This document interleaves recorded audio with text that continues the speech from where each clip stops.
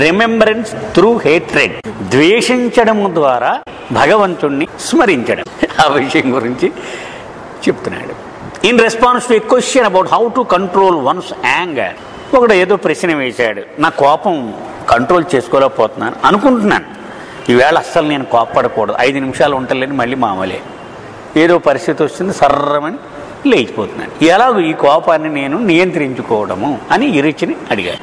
ఇరిచాడు, remember Baba when you feel angry, నీ కోపం వచ్చేస్తుందని తెలిసిపోద్ది కదా, బాబా బాబా బాబా బాబా అనుకో. And if you still cannot control it then get angry with Baba. ఇంకా నీకు కంట్రోల్ అవ్వట్లేదు, బాబాతోటే కోపం చూపించు. ఏంటి బాబా నువ్వు ఏం సాయితే నాకు, ఆయన మీదే కోప్పడి. That way you remember him. అలాగూ ఆయన మాత్రం మర్చిపోకూడదు, నువ్వు అలా జ్ఞాపకం పెట్టుకో, నువ్వు తిట్టుకో ఏం చేసుకో కానీ ఆయన మాత్రం జ్ఞాపకం. Baba never said that you have to remember him only with love. ప్రేమతోటే నన్ను జ్ఞాపకం పెట్టుకోరా అని ఎప్పుడు బాబా చెప్పలేదు. నన్ను జ్ఞాపకం పెట్టుకో, నువ్వు ఎలాగైతే నాకు అనవసరం అని. జ్ఞాపకం ఉంది కదమ్మా, మనం బాబా మొన్న పిల్లలు కథ కూడా చెప్పారు ఇక్కడ.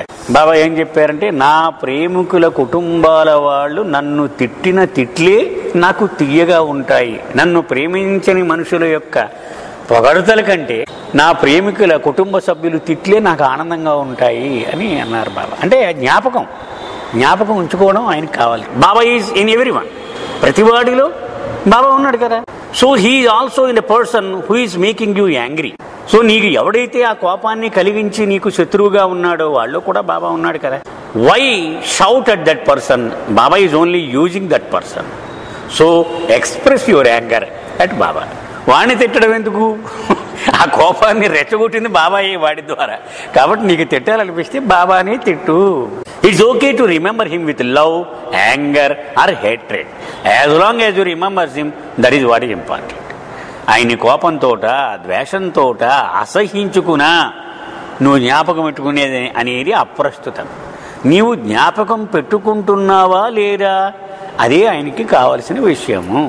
Iris then went on to talk about Colonel M.S. Irani, Mehra's uncle. Mehra మేనమామ ఉండేవాడు, అతను కొల్నల్ ఇరానీ. బాబా పేరు అతని పేరు కూడా ఎంఎస్ ఇరానీ. బాబా పేరు కూడా ఎంఎస్ ఇరానీ. ఎంఎస్ ఇరానీ అంటే Meherwan Sheriar Irani. Colonel Irani fiercely opposed Baba even though his niece Mehra was living with him. అతని సొంత మేనకోడలు మెహర్ బాబా యొక్క ఆశ్రమంలో శాశ్వతంగా మకాం ఉండిపోతూ ఉండేది. అయినా కూడా బాబాని బద్ధ శత్రువుగా పరిగణిస్తూ ఉండేవాడు. He did not like the fact that Baba had taken his family away. నా చెల్లెల్ని, నా మేనవాడిని, వీళ్ళందరినీ బాబా తీసుకెళ్ళిపోయాడు అనేది జీర్ణించుకోలేకపోయేవాడు. ఇతనే కూడా సన్యాసి దగ్గలేడు, ఈ కుటుంబాన్ని నాశనం చేసి పారేసాడు వీళ్ళందరినీ అని అతను లోపల చాలా కక్షగట్టి బాబా మీద వైరాన్ని కలిగి ఉండేవాడు. So he kept a close I and babas activities. ఎప్పుడు ఒక సీడీలాగా చూస్తూ ఉన్నాడు, ఏం చేస్తున్నాడు ఈయన, వీళ్ళ ఆస్తులన్నీ పట్టుకుపోతాడా అని అలా ఒక కన్ను బాబా మీద వేసి ఎప్పుడు గూఢచారిలాగా చూస్తూ ఉండేవాడు. Whenever Baba went, Colonel Irani would go before him and speak out against Baba. బాబా ఎల్లుండి పూనాలో ఏదో సభ నిర్వహిస్తున్నాడని కానీ 3 రోజుల ముందు వెళ్ళిపోయేవాడు. అక్కడికి వెళ్ళిపోయి బాబా గురించి దుష్ప్రచారం మొదలు పెట్టేవాడు. Colonel Irani would be there before Baba distributing pamphlets. బాబా మోసగాడు, కేటుగాడు, దొంగ, ద్రోహి ఇలాంటి ప్యాంప్లెట్లన్నీ వేయించి అవన్నీ పంచుతూ ఉండేవాడు. ఓ బాబా ఫోటో కూడా వేసి, ఇదిగో ఇతను వచ్చాడంటే ఎప్పుడు వెళ్ళకండి అని ఆ ఫోటో వేసి కింద చెడుగా రాస్తూ ఉండేవాడు. ఆయన ఏం చెప్పుకుంటాడు అది కూడా రాసేవాడు అనమాట. నేను దేవుణ్ణి అంటాడు, నేను అవతారాన్ని అంటాడు, నేనే రాముణ్ణి అంటాడు, నేనే కృష్ణుని అంటే ఇవేవి నమ్మకాన్ని పచ్చి మోసగాడు అని ఇలా రాస్తూ ఉండేవాడు. Writing articles in the local news papers. అంతేకాదు బివేర్, జాగ్రత్త సుమా అని హెడ్డింగ్ పెట్టి రాసేవాడు బాబా గురించి. ఆ లోకల్గా మరాఠీ పేపర్లు అవన్నీ వస్తే మీరెవరు మోసపోకండి, ఇది నా ధర్మము, మిమ్మల్ని అందరినీ హెచ్చరించడము అని రాసేవాడు articles. And even speaking against Baba in public gatherings. అంతేకాదు కొన్ని కోడళ్ళు జంక్షన్లో మీటింగ్లు కూడా పెట్టి జాగ్రత్త, మనం అందరం జాగ్రత్తగా ఉండాలి సుమా ఇలాంటి మోసగాళ్ల పట్ల అని చెప్పేవాడు. So colonel Irani was constantly remembering Baba because of his hatred. So Baba మీద అంత ద్వేషం ఉండడం వల్ల క్షణం కూడా బాబాని మర్చిపోకుండా అతను జ్ఞప్తి ఎందు ఉంచుకునేవాడు. He did this till the very end of his life. చివరిని చచ్చిపోయే వరకు ఇలాగే చేస్తూనే ఉన్నట్ట అతను. ఇయర్స్ లేటర్, కొన్నాళ్ళు అయిపోయింది, అతను చనిపోయాడు కూడా. When Baba willed in his trust deed that a memorial tower be built in memory of his dear one. ఇప్పుడు కడుతున్నారు, మీరు చూశారు కదా, మన వెళ్ళినప్పుడు చూసారా, స్మారక స్తూపము అని నిర్మాణం జరుగుతోంది. ఎక్కడ ఉంది అది? మెహర్ దర్బార్కి యువతల ఉంది. ప్రొఫెసర్ శ్రీవాస్తవ్ ఆయన ఇంటికి మెహర్ దర్బార్కి మధ్యలో వస్తుంది. అక్కడ బాబా ఏం చెప్పారంటే ఒక పెద్ద స్తూపం నిర్మించమన్నారు. ఆ స్తూపం మొదట్లో బేస్ ఉంటుంది కదండి, మొదట్లో దాని మీద నా కోసము తమ ప్రాణాలను జీవితాలను తృణప్రాయంగా త్యాగం చేసిన నా శిష్యులు మండలి వాళ్ళు వీళ్ళ పేర్లన్నీ చెక్కించమన్నారు. ప్రపంచంలో వీళ్ళు ఉదాహరణలుగా మిగిలిపోవాలట, ఎలాగూ జీవించాలి గురువు యొక్క సన్నిధానములో అనేటువంటి దానికి ఒక ప్రతీకలుగా వీళ్ళు ఉండిపోవాలి అని లిస్ట్ ఇచ్చారు బాబా. ఎవరెవరి పేర్లు చెక్కించాలో మనం ఎవరికి ఆయన వదిలేదు, ఆయన ఇచ్చారు ఓ list. Can you guess whose name was at the top of the list? ఆ లిస్టులో మొట్టమొదటి స్థానం ఎవరికి ఉంటుందో మీకు తెలుసా? It was colonel M S Irani. ఇప్పుడు మనం చెప్పుకున్నామే బద్ధ శత్రువుగా బాబాని పరిగణించేవాడు అని అతని పేరు మొట్టమొదటి ప్రస్తావించారు. His remembrance of Baba was whole heart. అతను నిండు హృదయంతో బాబా నుంచి ఏమీ ఆశించకుండా దేశిస్తున్నాడు కాబట్టి ఏమి కోరికలు లేవు అతనికి, ఎప్పుడు ఏది అడగలేదు. నాకు అది కావాలి కానీ నాకు ఇది చేసి పెట్టి అని ఎప్పుడు అడగలేదు. Also in those days no one knew of Baba. ఆ రోజుల్లో బాబా గురించి చాలా మందికి తెలియదు అసలు. And it was through his opposition that people came to know of Baba and were eventually drawn into his fold. ఇతను చేసిన పని వల్ల ప్యాంప్లెట్లు చదివి ఫోటో చూసి భలే ఉన్నాడు ఈయన, ఎవరు ఈయన ఏదో చూద్దామరా మన ఊరు వస్తున్నట్ట అని చూసి బాబా ప్రేమికులుగానే మారిపోతూ ఉండేవారు చాలా మంది. సో ఆ రకంగా అందుకే బాబా ఏమన్నారు, నా పనికి ఎంత వ్యతిరేకత తోడైతే అంత బలం పెరుగుతుంది నా పనికి. ఉదాహరణ, బాణం వేసేటప్పుడు ఆ తాడు వెనక్కి ఎంత బలంగా లాగితే బాణం అంత దూరం వెళుతుంది. అలాగే నాకు వ్యతిరేకత అనమాట ఈ తాడు లాగడం అంటే, వెనక్కి లాగడం. అప్పుడు ఆ పని ఇంకా బలంగా దాని ఫలితాన్ని ఇస్తుంది. Erich continue to narrate A similar episode from Ramayana. అలాగే ఎరిచ్ రామాయణం నుంచి కూడా ఇటువంటి అనుభవం చెబుతాను అన్నారు. Ravana who opposed lord Rama was given a choice. రావణుడు పుట్టక ముందట అతనికి వరం ఒక ఆప్షన్, నువ్వు ఎంచుకో, నీకు ఏది కావాలో ఎంచుకో అన్నారు. ఏమిటట అది? He could either oppose Rama for one life. ఒక జీవితంలో శ్రీరామచంద్రుడు అవతారమూర్తిగా పుడతాడు, ఆయనకి వ్యతిరేకంగా శత్రువుగా ఒక్క జీవితం గడుపు చాలు, అండ్ గెట్ లిబరేషన్, అప్పుడు నీకు ముక్తి వచ్చేస్తుంది.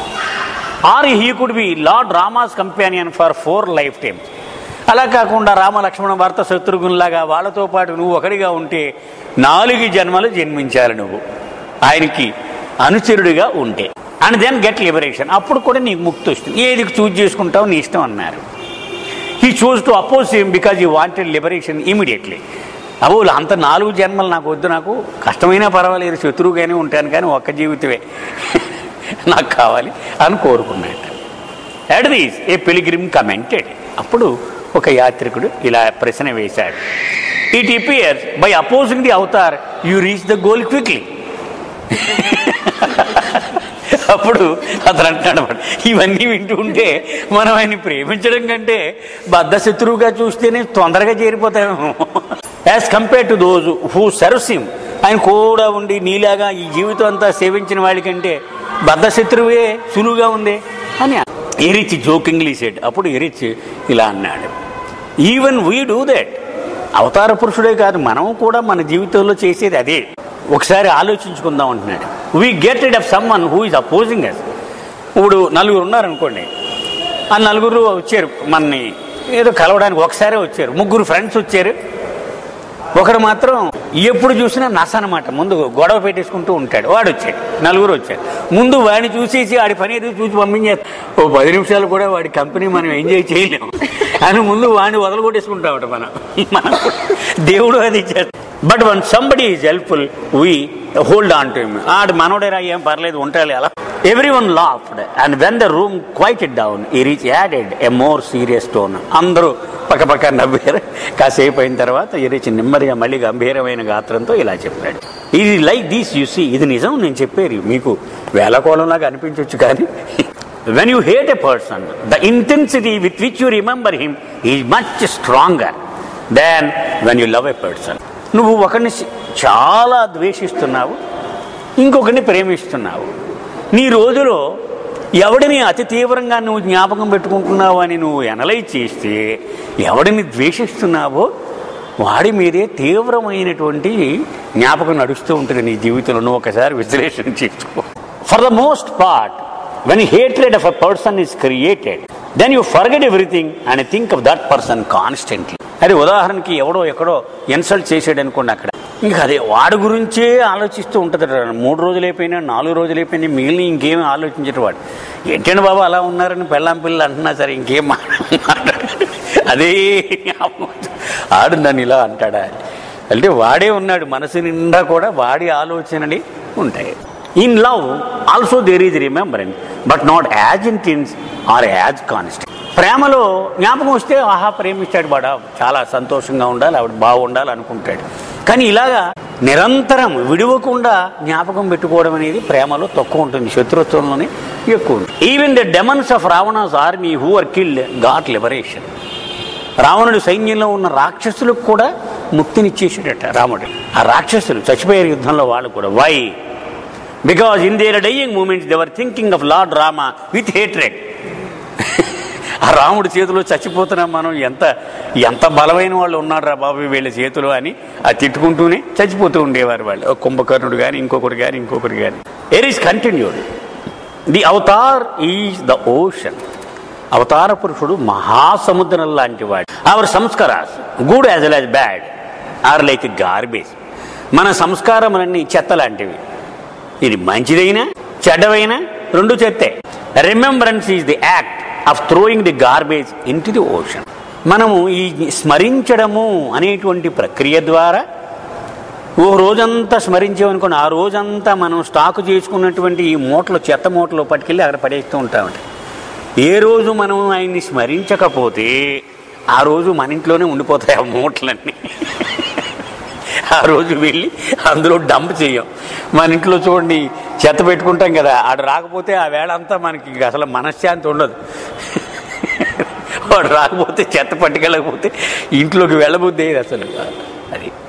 అది ఆ స్మరించడము ద్వారా మనకు కలిగేటువంటి ప్రయోజనం ఏమిటి? ఆ మహాసముద్రంలో ఈ చెత్తంతా పడవేసినట్లు లెక్క. Constant and continual remembrance of Baba amounts to drowning your entire samskaric pile of garbage in the ocean. So నిరంతరము బాబాని స్మరించడము అంటే ఒక్క చిన్న ఇంత కూడా మనం మన దగ్గర ఉంచుకోకుండా పూర్తిగా ఆ సంస్కారముల మూట చెత్తను ఆ సముద్రంలోకి ఏ రోజుకు ఆ రోజు విసిరేస్తూ ఉన్నట్టు లెక్క. Another time he rich used another example. మరొక ఉదాహరణ కూడా ఒకసారి చెప్పాడు. Compare your soul to a mirror. నీ ఆత్మను ఒక అద్దంతో పోల్చుకోమన్నారు. The mirror is covered with dirt. దాని నిండా బాగా మచ్చలు మరకలు చెత్త అంతా ధూళి పడిపోయి ఉంది. Which is our samskaras good as well as bad. అవన్నీ మంచి సంస్కారములు చెడు సంస్కారములు, కానీ రెండు కూడా మచ్చలు లాంటివి అద్దం మీద. Now in order to see one's self clearly the dirt has to be wiped off. ఆ అద్దంలో నీ మొహాన్ని నువ్వు స్పష్టంగా చూసుకోవాలంటే ముందు ఈ ధూళి మచ్చలు మరకలు శుభ్రంగా తుడిచేయాలి.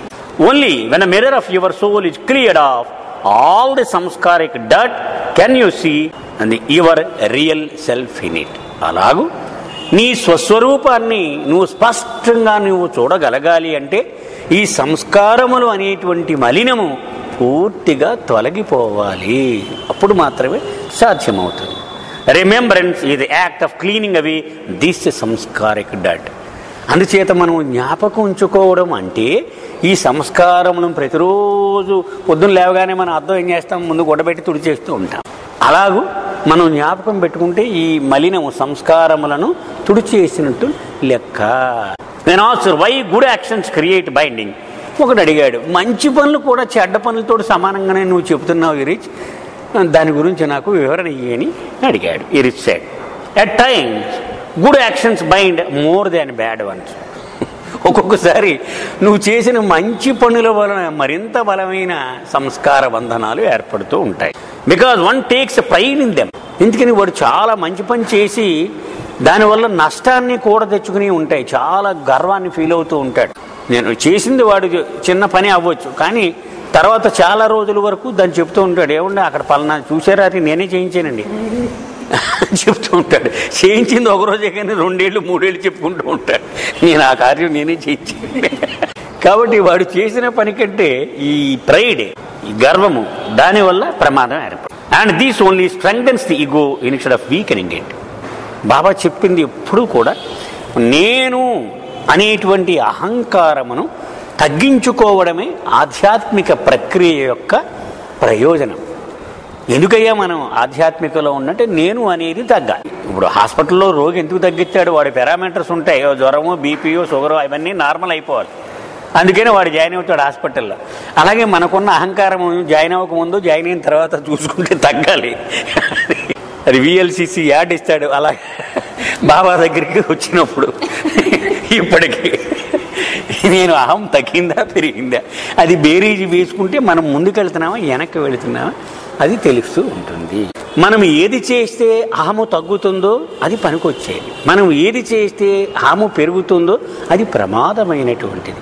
సో వీడు చేసిన మంచి పని ప్రపంచం దృష్టిలో వీడికి నష్టంగా పరిణమించింది. ఎందుకని వీడికి అహం పెరిగింది కాబట్టి వాడికి నష్టమే చేసింది. వీడు ఏదో అన్నదానం చేశాడు అనుకుందాం, అక్కడ పెద్ద బోర్డులు బ్యానర్లు పెట్టి మొత్తం పెట్టాడు అనుకోండి, పోయింది. Only when you offer your actions completely to him through constant remembrance then the burden of the samskaras falls on him. నీవు పనులు చేస్తూ ఉన్నప్పుడు అది ఆయన్ని జ్ఞాపకం ఉంచుకొని, బాబా నీకే ఇచ్చేస్తున్నాను, ఇది నీదే నాది కాదు సుమా అని ఆయనకి కనుక నువ్వు అప్పగించేస్తూ ఉంటే ఈ ఒక్క సంస్కారం కూడా నీ అకౌంట్లో పడకుండా భద్రముగా నీవు ఉండగలవు. మనం అనుకున్నాము కృష్ణార్పణం అని తీసుకుంటూ ఉంటారు హరిదాసులు వాళ్ళు, అంటే నోటి మాటగా మిగిలిపోయింది అది, కానీ దానిలో ఉన్నటువంటి ఆ భావం ఏమిటంటే ఆ తీసుకున్నప్పుడు కానీ ఇచ్చేటప్పుడు కానీ ఆయన్ని స్మరించుకుంటే ఈ సంస్కారముల బంధనం ఫలితము ఆయనకి వెళ్ళిపోతుంది, మనకు రాదు, ఇన్సూర్డ్ అనమాట. Otherwise the consequences of your actions and the samskaras created thereby are your. లేకపోతే నువ్వు చేసిన పని యొక్క బంధనము నీకే చుట్టుకుంటుంది.